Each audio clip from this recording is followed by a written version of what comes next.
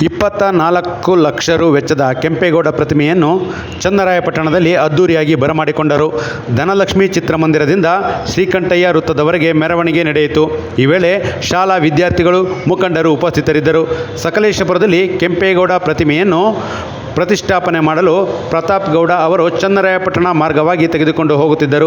ಈ ವೇಳೆ ಶಾಸಕ ಬಾಲಕೃಷ್ಣ, ಕೆಂಪೇಗೌಡ ವೇದಿಕೆ ಸಂಸ್ಥಾಪಕ ಅಧ್ಯಕ್ಷ ಆನಂದ್ ಕಾಳೇನಹಳ್ಳಿ ಪ್ರತಾಪ್ ಗೌಡರನ್ನು ಸನ್ಮಾನಿಸಿದರು.